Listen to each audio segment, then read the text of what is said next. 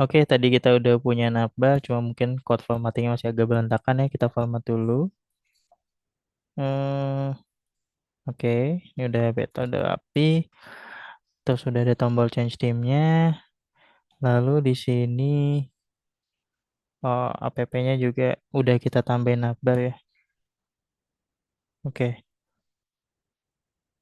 nah ini udah kita tambahin navbar. Kita rapiin juga code-nya. Wih, masih di enter manual tadi ya. Set, set, set, set.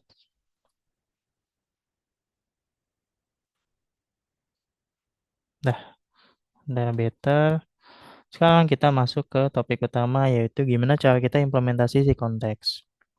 Oke, nah untuk mengimplementasi konteks ini kita bakal pakai function pertama namanya create context gitu ya. Kita bakal pakai function yang namanya create context yang mana kita bisa membuat sebuah tuh konteks ya di komponen kita gitu. Nah, nanti ketika kita invoke si function create context ini, dia akan atau kita bisa memberikan suatu default value ke konteks ini gitu ya. Nah, sekarang misalnya aku coba membuat sebuah konteks gitu ya di file app.js-nya. Nah, katakanlah di file ini aku bikin eh, file variabel namanya misalnya theme konteks karena kita mau bikin eh, konteks untuk menyebarkan data tema ya atau tema apa yang lagi aktif. Nah, untuk pakai si konteksnya berarti kita import dulu nih atau untuk membuat konteksnya kita import function namanya create context. Create context lalu kita bisa kasihkan default value-nya di sini gitu ya. Nah, default value-nya misalnya kita kasihkan di sini temanya light gitu ya. Oke. Nah, sampai di sini konteksnya udah terbuat sebenarnya gitu ya. Konteksnya sudah terbuat. Nah, terus gimana sih cara pakainya gitu ya? Nah, di sini juga contohnya sama ya, sama yang kita buat. Di sini ada penjelasannya bahwa parameternya itu adalah default value yang mau kita kasih ke dalam konteksnya. Nah, sebenarnya ketika kita nge-invoke si create context ini, dia menyediakan atau return dua hal ke dalam variable tim konteks ini. Yang pertama adalah provider, terus yang kedua adalah consumer. Nah, nanti kita akan coba pelajari juga ya si provider ini gitu. Nah, cuma sebelum masuk ke sana, kita bakal coba membaca nilai dari si konteks tersebut gitu ya. Nah, sebenarnya untuk membaca nilainya itu ada dua cara gitu ya. Pertama itu menggunakan yang namanya consumer.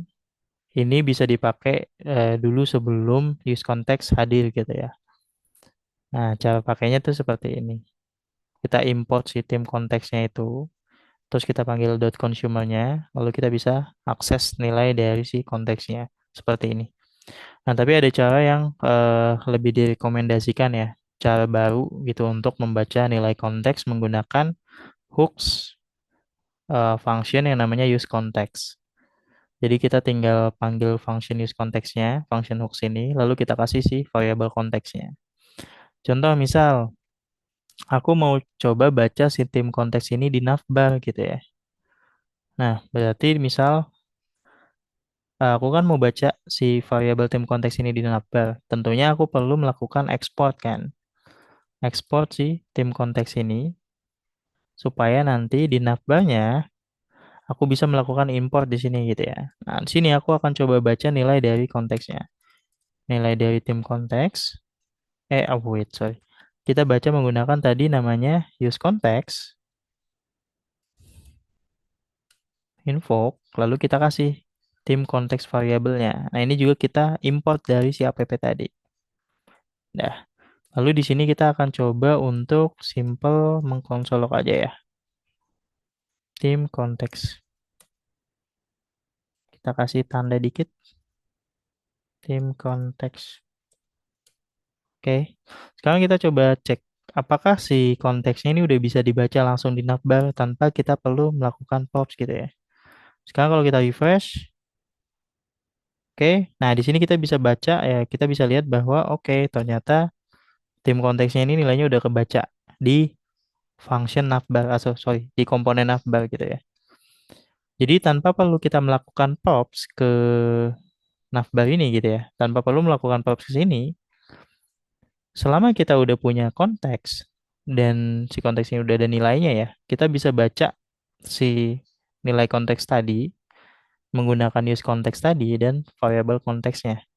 Nah, di sini kita udah bisa membaca nilai yang ada di tim konteks di variabel sorry di file app JSX ini gitu. Udah kebaca light. Kalau kita ganti jadi dark gitu ya. Aduh, sorry. Kita hapus, kita ganti jadi dark. Kalau kita refresh, nah dia akan kebacanya dark. Jadi sesuai dengan yang ada di default value-nya gitu. Oke. Sampai sini ada pertanyaan dulu dari Kang Ajat mungkin?